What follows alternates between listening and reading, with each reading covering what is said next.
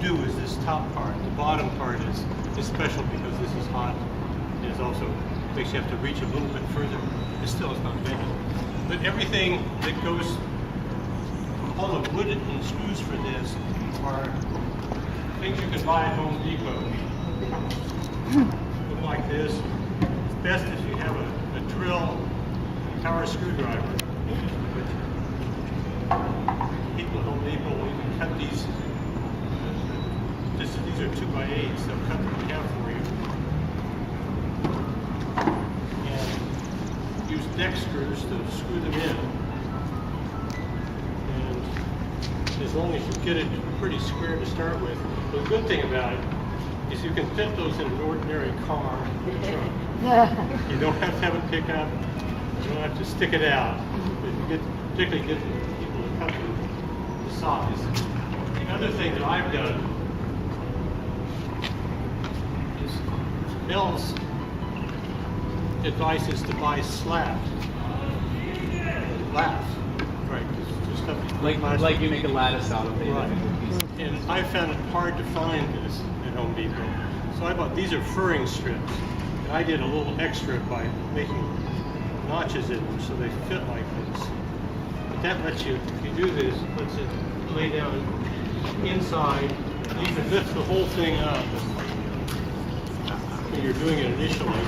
Put it, or if you're going to do an end of the year mix, you could take the whole thing out. But there are other ways to do them. You do lines. Right. And I think I've got a picture too. And you know, it was a sort of an evolution because at first what I did was I looked at the lattice pieces. I thought very expensive for a piece, per piece, and the whole thing would turn out to be a couple dozen dollars. So I thought, well, I would do the wooden dowels, you see, which aren't either. They're not that much cheaper, but they are cheaper. So I put them down. I just had stapled them in place, and they worked a little, and eventually kind of fell apart. I'm on year 3 of my garden. And then recently, last year, I saw people saying just use clothesline, use for clothing line, clothesline. And I found that to be really, really good because it's very easy and very flexible. So what I first did was I just cut the line, tied a knot to keep it from fraying, and then I did staple it down with a staple gun, right? But here's the thing I did this year. So every year it's like something else. And I'm hoping I finally can get the formula down because then I can just plan instead of always having these extra. So what I did this year was I took on each of the strings one end off and I tied a hook in it.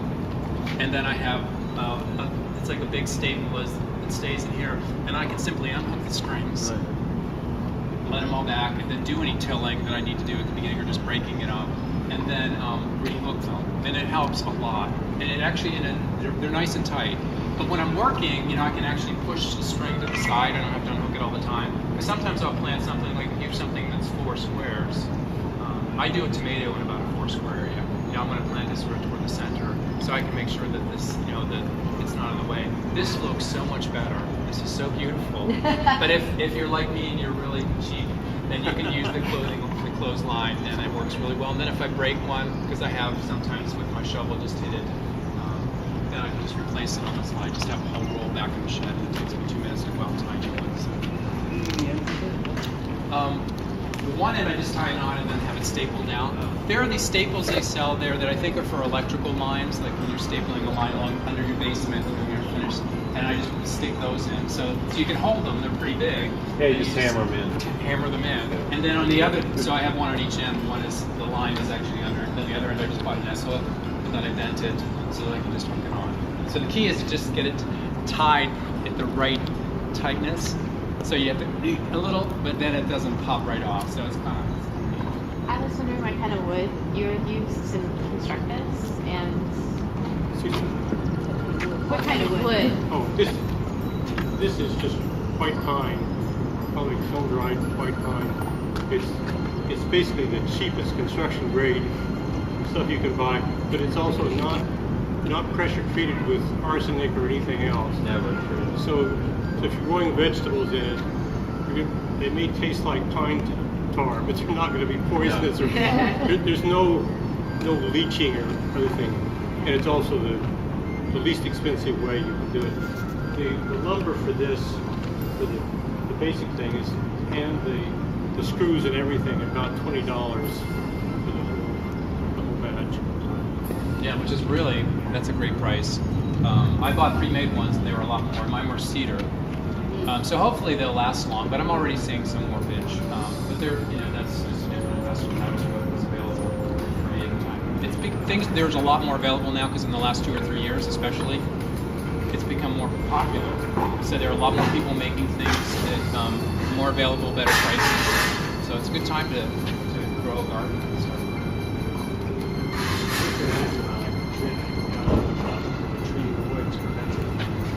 Protect them from the rain, but you can't because that would attack the poison in the garden. Right. You just replace it with meters on. Yeah, or try to get something like the cedar that's supposed to last longer. I mean, I think the age on cedar is like at least 10 years, supposedly, where white pine average.